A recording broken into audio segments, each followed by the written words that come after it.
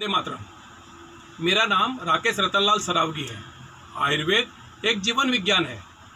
Allopathy चिकित्सा पद्धति केवल आपका केयर करता है, आपको क्योर नहीं करता है।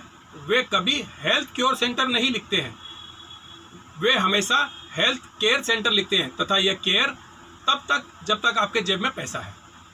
उदाहरण के लिए एलोपैथी चिकित्सा कहता है आप पहले बीमार बनिए फिर हम आपकी चिकित्सा करेंगे, और यह चिकित्सा बहुत अधिक महंगी तथा समय और शरीर दोनों को नुकसान पहुंचाता है और आपके जीवन भर का कमाया धन एक ही बीमारी में एक ही बार में समाप्त हो जाता है।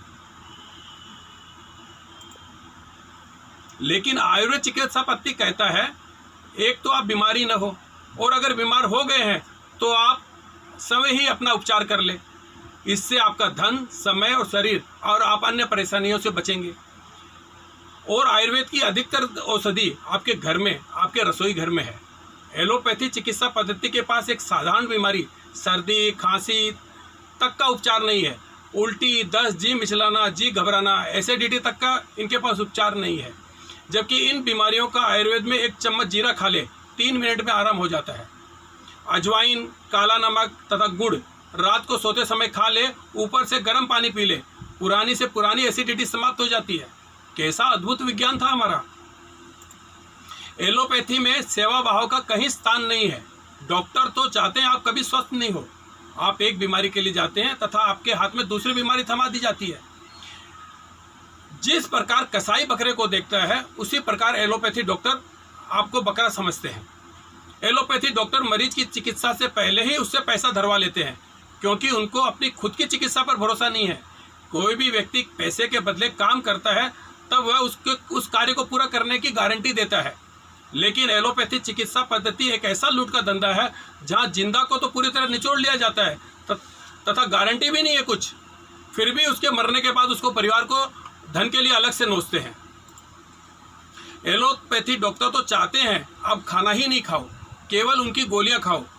इनकी दवा का असर ये हुआ है इन्होंने बच्चों का बचपन खराब कर दिया है। उनकी सेहत से खिलवाड़ करते हैं। छोटी उम्र में ही उनके आंखों पर चश्मा लगवा दिया है। बच्चे के परिवार वालों को कभी नहीं कहते हैं बच्चों को फ्रूटी, मैगी, पिज्ज़ा, बर्गर, मैदा, बिस्किट्स आदि चीज़ें नहीं खिलाए, ये सेहत के लिए हानिकारक है। आज 5 साल 7 साल बच्चों तक को डायबिटीज़ की दवा देकर इंसुलिन चालू कर देते हैं। उस बच्चे के परिवार को इतना अधिक डरा देते हैं अगर इसने दवा के अलावा और कुछ खा लिया तो वो मर जाएगा। कहाँ से लाएं ऐसी घिनौनी सोच। इन्हें ऐसा करते हुए कुछ शर्म तक नहीं आती है। सबसे बड़ी बात है इनके पास एक भी बीमारी का इलाज नहीं है। गलती हमारी भी है। पहले बच्चे को कुछ हो जाता था, दादी नानी रसोई घर में जाकर कुछ ले आती थी, बच्चा 5 मिनट में खेलने के लिए निकल जाता था। आज दशा ये हो गई है कि लोगों के मन में इतना अधिक डर बैठा दिया है, माँ बाप तुरंत लेकर हॉस्पिटल भागते हैं, जहाँ बच्चे को जमा कर तुरंत उसको ग्लूकोज की बोतल चढ़ा देते हैं। एलोपैथी को अब स्वीकार करना होगा। उनके पास किसी रोग को ठीक करने की शक्ति नहीं है। मधुमेह, थायराइड, ब्लड प्रेशर आदि के लिए इनका कहना है जीवन भर दवा लेनी है। इनकी दवाइयों का साइड इफेक्ट भी बहुत खराब है। जहाँ एक बीमारी के लिए जीवन भर दवा लेनी पड़े, फिर चिकित्सा कैसे हुई। चिकित्सा उसे कहते हैं कि आप रोगी को पूर्ण रूप से ठीक कर दे। डायबिटीज का इलाज कराने जाओ, किडनी, लिवर, मूत्रपिंड खराब हो जाते हैं। फिर किडनी, लिवर, मूत्रपिंड के लिए डायलिसिस कराओ। एक बीमारी ठीक कराने जाओ तो दूसरी 10 बीमारियां फ्री में मिल जाती है। आपको मरणोपरांत निचोड़ते हुए सिलसिला चलते रहता है। एलोपैथी डॉक्टर कभी अपनी गलती स्वीकार नहीं करते हैं और ये पहले से कभी अपनी फीस नहीं बताएंगे, फिर लगातार बिल बढ़ाते जाते हैं। इस प्रकार मरीज के साथ घर वाले भी बीमार हो जाते हैं। उन्हें समझ में ही नहीं आता है कि इस लूट का अंत कहाँ है। यह एक प्रकार से मरीज को बंधक बनाकर तब तक लूटते हैं जब तक वो पूरी तरह खाली नहीं हो जाता है। मई 2020 लॉकडाउन का समय था। एक मरीज 78 साल जिनकी उम्र थी, उनकी लड़की सरसों बहुत दुखी मन से मुझे फ़ोन आया था कि किसी मेघावी नाम के डॉक्टर ने उन्हें मेरा नंबर दिया है। डॉक्टर साहब, मेरी माताजी 17 साल से डायबिटीज़ की दवा ले रही है। 2 साल से बिस्तर में, अधिक दवा खाने से ब्रेन की समस्या, शरीर में सूजन, किडनी की समस्या, अब वह हॉस्पिटल में भर्ती है। डॉक्टर ने 2 दिन में अभी तक 2.25 लाख का बिल फाड़ दिया है तथा अब उसने अपना हाथ ऊपर कर दिया है कि अब कुछ नहीं हो सकता, इसे घर ले जाओ। मैंने उससे कहा कि भाई मैं पहले ये बता देता हूँ कि मैं डॉक्टर नहीं हूँ, लेकिन अगर आपने मुझ पर विश्वास किया तो हिंदुस्तान का सबसे बड़ा डॉक्टर जो इलाज नहीं कर सकता वह इलाज मैं फ्री में कर दूंगा। उसने कहा ठीक है, लेकिन डॉक्टर ने कहा अभी मेरी माँ के बचने के चांस कम है। मैंने कहा वे भगवान है क्या, उनके पास तो इलाज क्या है जो आपको गारंटी देंगे।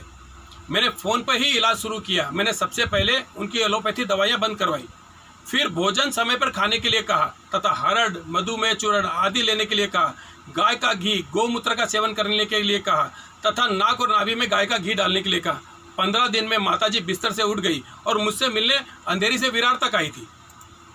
आज 13 महीने से उनकी सारी दवा बंद है, वह स्वस्थ है, ब्रेन की समस्या से मुक्त है, शरीर में सूजन नहीं है। यह इलाज मैंने केवल फ़ोन पे दिया था। ऐसा अद्भुत आयुर्वेद है हमारा। मैं डॉक्टर नहीं हूँ, मेरी दादी नानी अनपढ़ थी, लेकिन उनका ज्ञान आज के पढ़े लिखे डॉक्टरों से बहुत अधिक था।